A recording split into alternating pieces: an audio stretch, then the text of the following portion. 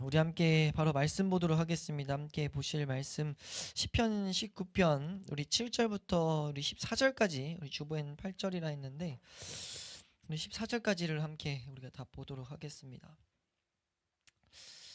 시편 19편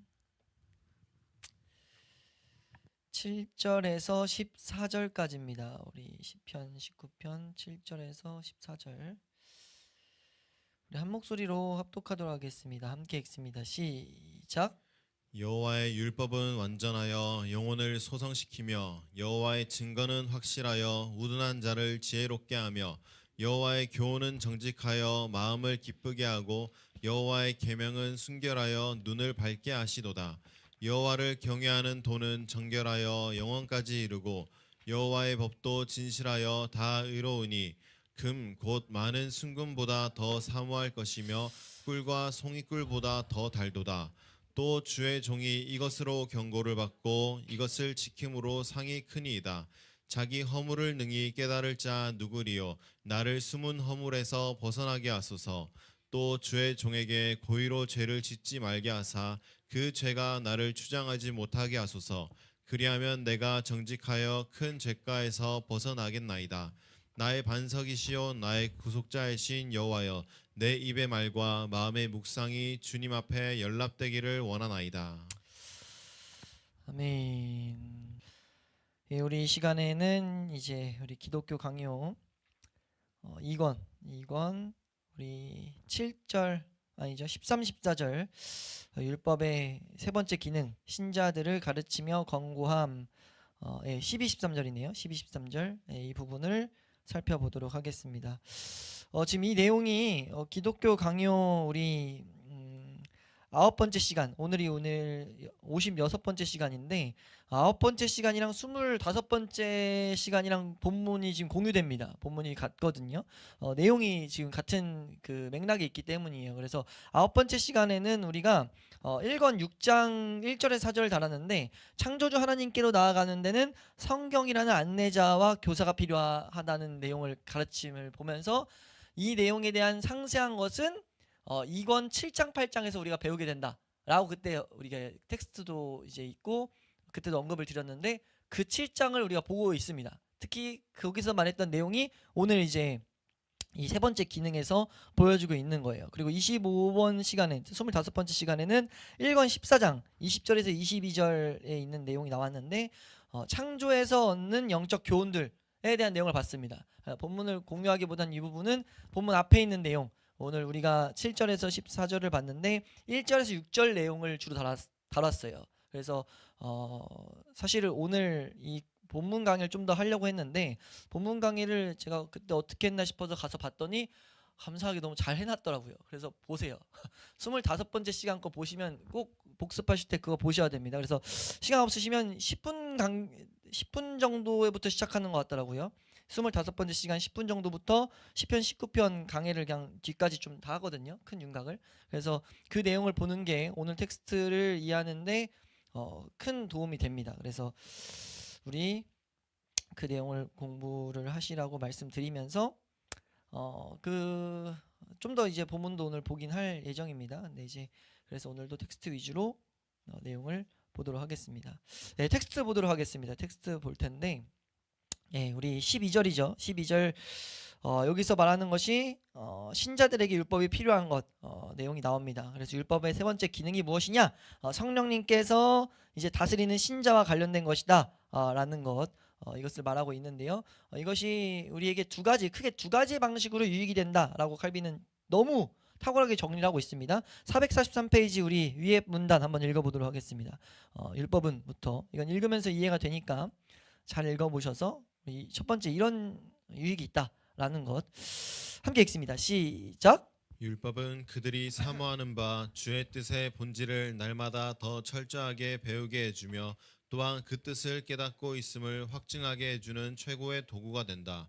이는 마치 마음을 다하여 주인을 섬길 자세를 갖춘 종이 주인의 뜻에 자기 자신을 온전히 맞추기 위해서 주인의 이모저모를 살피고 관찰하는 것과도 같다. 우리 가운데 그렇게 해야 할 필요가 없는 사람은 하나도 없다. 날마다 율법의 교훈을 받아서 하나님의 뜻을 더 순전하게 아는 일에 새롭게 전진해 나갈 필요가 없을 만큼 지혜가 많았던 사람은 지금까지 하나도 없었기 때문이다. 네, 여기서 말하는 지혜가 많았던 사람은 이 세상에서 어떤 지혜가 아니죠. 하나님을 향해 나아갈 수 있는 지혜예요. 순전함을 향해 갈 수 있는 사람은 그 어떤 사람도 없다는 거죠. 어떤 인류도 스스로 하나님 앞에 갈 수 있는 사람이 없습니다. 하나님을 생각하기조차 싫어하죠. 왜요? 우린 이 세상을 살아가기 때문에. 이 세상은 이 세상만 바라보게 하는데 하나님을 바라보는 걸 그래서 자연적으로 거부하게 만든다는 거예요. 마치 동쪽으로 사람이 가면서 서쪽으로 동시에 갈 수 없는 것처럼 아예 반대 방향인 것을 성경은 계속 가르친다는 거죠. 우리가 하나님을 향해 다른 박질하는 것은 전적으로 세상과 등져 있는 방향인 것을 계속 성경은 가르쳐요. 근데 그걸 사람 스스로 찾아갈 수 있는 인생은 그 누구도 없다. 그래서 우리에게 필요한 게 뭐냐? 율법을 제대로 알고 하나님이 주신 이 율법을 삶의 지침으로 새겨놔야만이 내가 하나님을 향해 가는 것이 이 길이구나, 이 길이구나, 이 길이구나 계속 그렇게 알람을 받는다는 거죠. 그래서 율법의 중요한 기능 한 가지가 무엇이냐라고 했을 때 하나님을 향해 갈 수 있는 그 지혜를 계속해서 공급해준다라는 것. 그리고 두 번째 그것이 무엇이냐라고 했을 때는 가르침뿐만 아니라 권고가 필요하다고 가르쳐요. 왜 권고가 필요합니까? 끊임없이 우리는 방금 위에 말했던 거의 연장으로 딴 길로 가고 싶어 해서 딴 길로 가고 싶어 하기 때문에 잘못됐어. 어떻게 보면 훈계받는 거죠. 그거 아니야. 거기로 가면 안 되고 올바로 가야 돼. 라는 것을 우리는 계속해서 들어야 돼요. 그래서 칼빈이 너무 여기 탁월하게 정리해놨는데 이거는 밑줄 꼭 안 그어놓으셨으면 그었으면 좋겠어요. 두 번째 문단의 네 번째 줄에 세 번째 줄부터 보면은 네 번째 줄 다시 돌이킴을 받는 것이다. 성도들은 이렇게 율법을 통해서 전진을 계속해야 한다. 왜요? 이 위에 첫 번째부터 세 번째 줄 두 번째 문단에 보면은 우리는 끊임없이 미끄러운 범죄의 길에 있기 때문이에요. 미끄러운 범죄의 길 계속 미끄러진다는 거죠. 범죄의 자리로 우린 범죄의 자리로 계속 미끄러지기 때문에 계속해서 돌이킴을 받아야 되는데 그 돌이킴을 하는 것이 어떤 것이 아니라 율법의 역할이라는 겁니다. 율법을 날카롭게 새겨놓고 세워놓고 그것을 향해서 나아갈 때 계속 우리가 그 권고를 받게 된다는 거예요. 너 지금 범죄의 길에 들어서 있어. 또 미끄러져 있다. 우리가 계속 못 알아채고 우리 죄의 특성이 뭡니까? 핑계 대려고 하고 외면하려 해서 난 그래도 이 정도면은 하나님 앞에 잘 살고 있지 않아요? 이런 말 하려고 하는데 하나님 입장에서는 땡이라고 하는데 난 아니라고 하려고 한다고요. 난 그래도 잘하고 있다 이런 마음을 먹으려고 하는데 율법을 세워놓으면 그런 것에서 헷갈리는 게 아니라 나 틀렸다 미끄러졌다 계속 그 알림이 오면서 아 이건 돌이켜야 된다라는 것 그것을 딱 마음 가운데 권고로 받게 되고 그로 인하여 어떤 유익이 와요? 계속해서 전진을 계속해서 하게 된다는 것 그것을 탁월하게 설명하고 있습니다. 그래서 우리 이걸 설명드린 것을 이제 여기서 보면 두 번째 문단 마지막에서 딱 중간 아무리 성령에 따라서 찾으셨어요? 아무리 성령에 따라서 하나님의 의를 우리 그 부분부터 마지막까지 한번 읽겠습니다. 시작. 아무리 성령에 따라서 하나님의 의를 이루기 위해서 애쓰고 노력해도 냉담한 육체가 언제나 그들을 짓누르기 때문에 정상적인 열의를 갖고 전진하지를 못하기 때문이다. 율법은 육체에게 마치 게으른 나귀를 때리는 채찍과도 같아서 육체를 일깨워서 행하게 한다. 신령한 사람이라도 아직 육체의 무게에서 완전히 해방되어 있지 않으므로 율법이 그 사람을 끊임없이 찔러서 그냥 나태하게 있지 못하도록 만드는 것이다. 네, 너무나 이제 탁월하게 율법의 기능을 설명하고 있죠. 끊임없이 우리를 찔러가지고 나태하지 못하게 만든다라는 것. 그래서 이 율법의 기능을 통해 가지고 이 복된 세 번째 기능으로 우리가 계속해서 하나님을 향해 다른 박질하게 하고 있다라는 것을 칼빈은 말하고 있어요. 이 가르침들이 어디서 나왔냐라고 했으면 전적으로 성경에서 나왔습니다. 그래서 이 성경의 가장 지금 방금 설명드린 모든 내용을 딱 담고 있는 성경 하나가 시편 19편이에요. 시편 19편이 거기서 들어보시면 알겠지만 지금도 중복돼서 그리고 좀만 더 첨언해서 설명드리면 시편 19편이라는 성경은 크게 딱 두 가지로 나뉘어 있어요. 구조 자체도 쓰이는 그 문체 자체도 다릅니다. 그래서 1에서 6절은요 긴 문체를 사용하고 있고 뒤에 이제 7절에서 14절은 짧은 행으로 구조가 돼 있어요. 그리고 앞에는 하나님이라고 계속 언급을 합니다. 하나님, 그러니까 공의로운 하나님, 전능한 하나님. 그리고 7절에서 14절은 여호와 하나님이 나타나요. 약속하시고 우리에게 어떤 일을 행하시는 거. 왜 이런 구분을 뒀냐면 이 두 가지가 상호작용을 일으키고 있는데 핵심적인 건 요약해서 딱 말씀드리면 1에서 6절은요 자연 만물을 통한 표면적인 내용은 그거예요. 자연 만물을 통한 하나님의 찬양이에요. 그리고 뒤에 7절부터 14절은 율법을 통한 하나님의 찬양이에요. 근데 이제 이게 상호작용을 일으켜서 다윗이 이렇게 말하고 있는 거예요. 다윗이 이제 시편 19편을 쓰면서 지금 자연 만물을 보면서 하나님을 찬양할 수밖에 없다 라는 것들을 쭉 말해요. 그래서 이제 거기서 언급드리지만 이 시편 19편은 창조를 찬양하는 시다, 창세기 1장에서 3장을 찬양하는 시다 라고도 볼 수 있는데, 창조 때 어떤 일이 일어났죠? 하나님 말씀으로 창조가 일어났어요.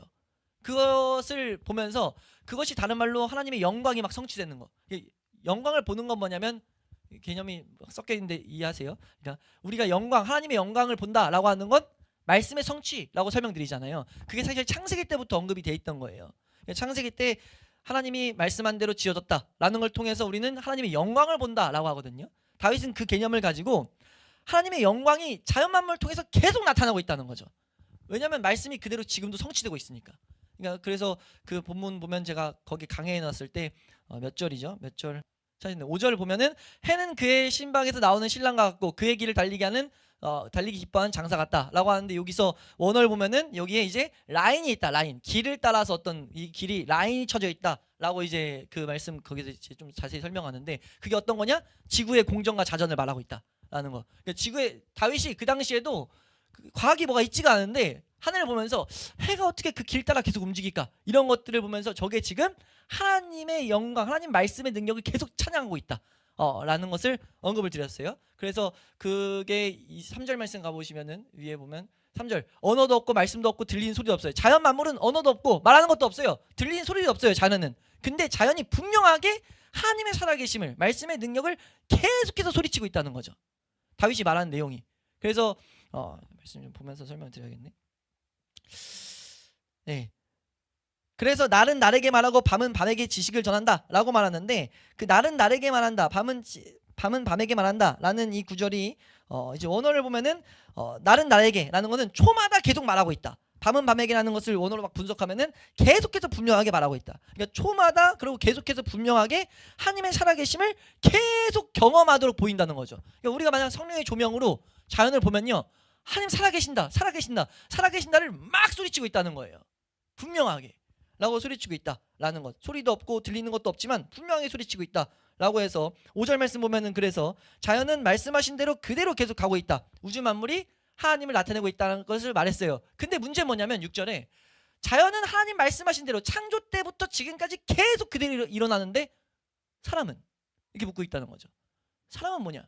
사람은 하나님 말씀하신 대로 그 길에서 죄로 인하여 이탈해 있는 거죠.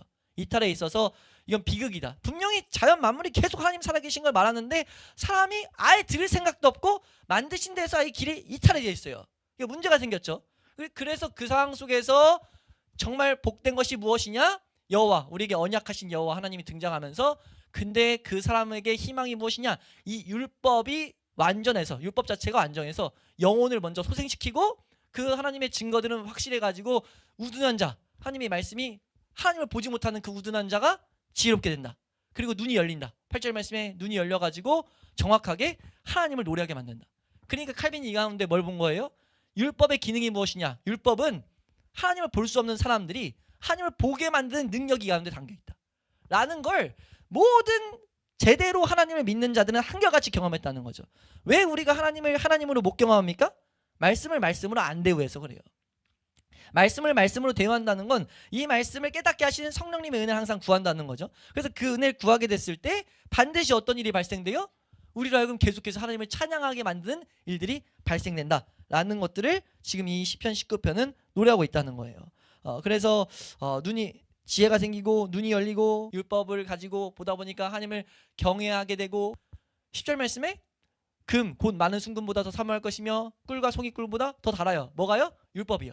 하나님의 율법이 너무 달게 된 거죠. 하나님으로 보게 되다 보니까 이 세상 그 무엇과도 바꿀 수 없는 은혜들이 오면서, 와, 진짜 이 말씀은 순금보다 더 사모가 되고 송이꿀보다 더 달다라는 것, 그것을 노래해요. 그래서 11절 말씀에 이 말씀으로 어떻게 되느냐? 주의 종이 이것으로, 이 말씀으로 경고도 받고 이 말씀이 지켜짐으로 상도가 받게 된다라는 것을 다윗이 말하고 있다는 거죠. 그러니까 완전 율법에 대한 우리 배운 것을 그냥 총망라해서 여기서 지금 보이고 있어요. 그러면서 우리 그 강의 들어보시면 좀 살짝 언급드리지만 12절부터 14절은 예수 그리스도의 그 보혈만을 붙드는 기도, 그리고 성령님 앞에 부활한 부활을 노래하는 게 13절에 나오고, 그리고 성령님의 예수님의 죽으심, 부활하심, 성령 옆에 은혜를 구하는 거, 이 세 가지가 이제 12, 13, 14에 걸쳐서 나오고 있다. 그래서 결국은 우리가 14절 말씀 보면 결국 나의 마음의 묵상이 주님 앞에 더욱더 주님이 기뻐 받으시는 그런 내용이 되길 원한다. 그러니까 앞에서 보면 자연 만물을 통해서 외치지만 보지 못했던 내가 이 말씀을 통해 가지고 하나님을 제대로 보고 하나님을 노래할 수 있게 돼 가지고 하나님이 내 노래를 받을 수 있는 상태가 되길 원한다 라는 내용이 이 안에 쭉 돼 있다. 나중에 한번 더, 이건 너무 중요해서 기회되면 강의하겠지만 한 절씩 보면서 우리가 보겠지만, 핵심은 뭐예요? 율법이 우리에게 이런 유익을 가져다 준다. 하나님을 하나님으로 보게 하고 하나님을 찬양하는 일이 있다라는 것. 그러니까 율법을 세워놓는 게 너무 중요한데, 우리 중간에 나왔죠. 우리 읽었던 텍스트에 아무리 성령을 따라 하나님의 의를 이루기 위해서 애쓰고 노력해도 육체가 망치고 있는데 이 시대는 계속 뚱딴지 같은 소리 한다는 거예요. 뭐 우리가 뭐 이거 하면은 다 된대, 뭐 하면 다 된대 라고 하는데, 말씀과 성령님이 동시에 있지 않으면 그 어떤 설명도 잘못된 겁니다. 성경에 못 받고 있는 건 말씀과 기도로 거룩해져요. 그러니까 교회 다니면서 말씀과 기도를 제대로 사용 안 해요? 절대 100년을 교회 다녀도 아무런 유익이 없습니다. 유익이 되려면 반드시 말씀을 말씀으로 대화하면서 올바로 기도해야 된다는 거죠. 이 길에서 이탈하지 않도록 있는 게 뭐예요? 그게 교회예요. 교회는 끊임없이 성도들로 하여금 말씀 앞에서 기도하는 자리까지 가도록 계속 올바른 길로 양육해야 되죠. 왜요? 말씀이 능력이니까. 그렇게 하도록 하는 것이 우리 교회가 해야 될 일이다 라고 지금 칼빈은 이 19편을 인용해 가지고 우리에게 보이고 있습니다. 그래서 텍스트 좀 넘어가고, 그러니까 마지막 꼭 읽어보세요. 433페이지 이 설명 뒤에 있는 뭐 이제 율법이 만약 우리를 옥죄이는 건, 죄만 들춰지는 거면 얼마나 끔찍하냐. 근데 이것이 우리라고 능력인 것을 우리는 동시에 분명히 봐야 된다라는 것. 근데 문제 뭡니까? 13절에 그래서 문제가 나오는데, 문제는 이 칼빈 때 그 이전에 그리고 지금도 계속해서 이 세상이 마치는 그날까지는요, 계속해서 율법을 폐지하려는 사람들이 나타날 거예요. 이 당시도 있었다는 거죠. 율법 뭘 근거로요? 성경 근거로. 성경에서 고린도후서 3장 7절 같은 데 보면은 율법은 죽게 하는 증분이랬잖아. 그러니까 이걸 쓰면 안 되지. 그러니까 교묘하게 막인 계속 성경 가지고 이렇게 성경을 좀 편협적으로 보게 해가지고 왜곡을 일으킨다는 거죠. 근데 우린 절대 이거에 속으면 안 된다는 거예요. 이런 것들은 그걸 말하는 게 아니다. 율법 폐한 적 없다라는 것. 그래서 그거에 대한 자세한 내용은 이제 다음 시간에 우리가 보게 되겠지만 14절에서 17절에 나오죠. 근데 우선 여기서는 이건 정확히 세워놔야 된다. 뭘요? 율법을 폐지하는 것은 완전히 잘못된 모습이다. 그것을 우리는 새겨놔야 된다라고 말하면서 어떤 걸 말하냐면, 이건 말씀 한번 읽어볼게요. 우리 444페이지 첫 번째 문단 마지막 세 번째 줄, 시편 32장 시편이래요. 신명기 32장 46, 47절 말씀, 이거 한번 읽어보겠습니다. 내가 오늘 너희에게, 시작. 내가 오늘 너희에게 증언한 모든 말을 너희의 마음에 두고 너희의 자녀에게 명령하여 이 율법의 모든 말씀을 지켜 행하게 하라.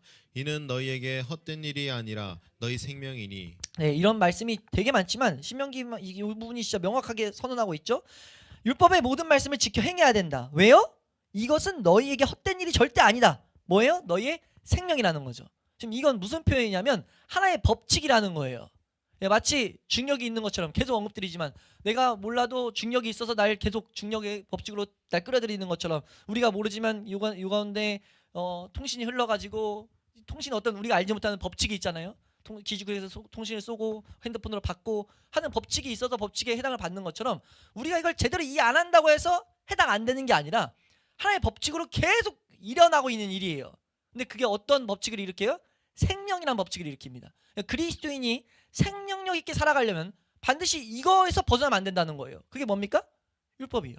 율법을 지키는 거. 그러니까 우리가 좀 전에 설명드렸다시피, 내가 하나님의 사람으로 산다고 해놓고 성경을 안 대워요. 별의별 거 다 해도요, 그 사람은 생명을 누릴 수가 없어요. 누린다고 착각을 일으킬 수 있죠. 하나님을 내가 안다고, 이제 하나님을 어떻게 경험했다고 착각을 일으킬 수 있어도 하나님이 주시는 은혜를 제대로 누리는 게 아니라는 거예요. 그래서 하나님이 여러 가지를 이 세상에서 하나님을 찾는 자들에게 은혜를 주시지만, 그 은혜들은 반드시 하나님 말씀으로 가도록 인도한다는 거예요. 근데 마귀는 뭐합니까? 하찮은 것들을 계속 하게 해가지고 던져놓고 내가 하고 있다 착각을 일으켜가지고 결국은 나중에 하나님 떠나도록, 하나님을 하나님으로 못 누리게 만드는 것이 율법을 소홀히 대하게 하는 거다, 말씀을 소홀히 대하게 하는 거다 라는 것을 우리는 분명히 세워놔야 된다는 겁니다. 그래서 이건 하나의 법칙이다, 법칙. 이것을 우리에게 말하고 있고, 그래서 칼빈이 너무 잘 선언하죠. 밑에서 세 번째 줄 더 내려가면요, 우리의 삶을 규정하는 규범은 찾으셨어요? 지금 제가 절제가 안 돼요. 막 달리고 있는데 네, 잘 쫓아오세요. 저 느끼고 아까부터 좀 느꼈는데 그냥 달리겠습니다. 열심히 달려갈게요. 그 찾으셨어요? 우리의 삶을 규정하는 규범 찾았어요? 동훈이쌤? 네, 한번 같이 읽겠습니다. 시작. 우리의 삶을 규정하는 규범은 여러 가지가 아니고 오직 한 가지 영구하고 불변한 것뿐이다. 그렇기 때문에 우리는 의인의 삶이 끊임없이 율법을 묵상하는 삶이라는 다윗의 진술이 어느 한 시대에만 국한되는 것이 아니라 세상 끝날까지 모든 시대마다 적용되는 것으로 보는 것이다. 그러니까 우리 흔들리지 말라고요. 정확하게 그냥 선언해 놓잖아요. 너무 탁월한 선언이죠. 우리 의인의 삶은 뭐냐? 의인의 삶은 다른 거 아니다. 복잡한 거 아니다. 하나로 딱 귀결돼요. 끊임없이 율법 묵상하는 거.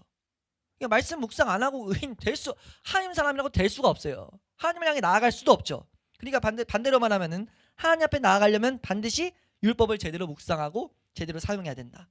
예, 그래서 이거는 세상 끝날까지 적용되는 것이다라는 것. 왜 이렇게 해야 됩니까? 육체라는 감옥에 갇혀 있는 한 율법이 요구하는 이 도덕적 순결은 결코 이룰 수 없는 것이 사실이지만 하면서 복되게 말하죠. 뭐 하는 겁니까? 이것을 분명히 율법이 예수 그리스도로 인도하게 하고 예수 그리스도 안에서 율법을 지키게 하는 열매를 보게 만들 거라는 거죠. 그러니까 우리는 절대 못해요. 근데 그게 이루어져. 이것만큼 하나님이 내 삶 가운데 역사하시는 증거가 어디 있냐는 걸 우리 알아야 된다는 거죠. 우린 그 열매가 율법의 열매가 맺혀질 때마다 이 원리를 제대로 알고 있던 사람은 하나님을 찬양하지 않을 수가 없게 되는 거예요. 그래서 이 마지막 줄 우리 444페이지 밑에 세 번째 줄 율법은 시작. 율법은 우리에게 완전한 삶을 권고함으로써 평생토록 우리가 열심히 지향하여야 할 목표를 제시해 주는 것이다. 이 점에 있어서 율법은 우리의 의무와도 일관성이 있으며 또한 유익하기도 한 것이다. 그렇게 잘 나아간다면 그것이야말로 좋은 일이다. 너무 좋은 일이죠. 왜 좋은 일입니까? 계속 읽겠습니다. 시작. 사실 우리의 인생 전체가 하나의 경주다. 달려갈 길을 다 달린 후에 지금 우리가 멀리서부터 바라보며 애를 쓰며 나아가고 있는 그 목표에 마침내 도달하게 되도록 주께서 역사해 주실 것이다. 이게 마지막 날 예수 그리스도 오실 날 완벽하게 이루어집니다. 우리가 율법 안에서 즐거워하면서 그것만 지키며 그것이 내 안에 복으로 누리며 살아가는 게 마지막 때 이루어질 거예요. 근데 그게 이루어질 거라는 보증이 어디서 나납니까? 우리 여러분의 각자의 삶 가운데 하나씩 열매 맺히면서 그걸 증거로 삼게 된다는 거죠. 분깃을 맛배기로 우리가 분명히 보게 된다는 거예요. 그래서 그것을 지키기 위해서 끊임없이 우리 가운데 싸움이 일어나죠. 어떤 싸움이에요? 다른 박질하다가 좀 쉬고 싶다 이런 싸움, 혹은 내가 딴 길로 가고 싶다. 육체가 계속해서 우리 유혹하죠. 이 세상을 추구하고 이 세상 것들을 누리고 이런 것들을 추구하는데 말씀 안에서 은혜로 기도하다 보면 우리 가운데 이것이 참된 가치가 아니라 하나님 앞에 서는 것, 말씀을 따라가는 것이 참된 가치로 보이면서 그 길 계속 걷게 된다는 거예요. 그래서 그걸 뭐라고 합니까? 선한 싸움 싸우라고 하죠. 선한 싸움 싸우고 달려갈 길 마치면 의의 면류관이 우리 가운데 준비되어 있다. 디모데후서에 말하고 있잖아요. 근데 우리가 우리의 걸음이 이 다른 박질이라는 것을 우리는 분명히 알아야 된다라는 것. 이것이 지금 칼빈이 지금 이 앞에서 이 12, 13절을 통해서 우리에게 가르치고 있는, 우리에게 지금 우리가 알기 원하는 내용입니다. 우리가 이제 이거 마치면서 이걸 왜 가르치냐라고 했을 때 다시 한번 말씀드려요. 이 뒤에 있는 율법을 제대로 사용하게 하기 위함이에요. 율법을 제대로 사용하려면 어떤 의미인지 알고 어떤 유익인지 알아서 사모함을 가지고 배워야 되기 때문이에요. 그리고 오류들을 제거해야 되기 때문에. 왜냐하면 이게 폐지해도 된다 이런 것들을 중간중간 계속 마귀가 사용할 거거든요. 그래서 이제 마지막으로 나오는 게 이 폐지와 관련된 문제를 마치고 해설로 드디어 들어가잖아요. 도덕법 해설 8장으로 넘어가는데 지금 이 흐름을 우리는 놓치지 않아야 된다는 거죠. 우리가 같이 공부하면서 어떤 유익을 우리는 한 주간 또 구해야 되냐라고 했을 때, 내가 정말 이 율법의 이 기능들을 잘 새겨놓아서 사모할 수 있는 은혜를 구해서 진짜 이 율법만이, 하나님 말씀만이 날 변화시키는 것을 사모함으로 붙들어서 더욱더 이 말씀을 끊임없이 묵상하는 힘을 달라고 간구하는 그 은혜가 우리 가운데 있기를 우리가 소원해야 될 줄로 믿습니다. 그래서 그런 유익이 우리 가운데 있을 수 있길 바랍니다. 그래서 그때 또한 말씀드렸지만 오직 이 말씀에 대한 우리의 반응, 말씀에 대한 우리의 영적인 감각, 이것이 우리의 영적 상태의 수준을 분명히 나타내고 결정하는 것이다 라는 것을 우리가 확실히 믿을 수 있길 소망합니다.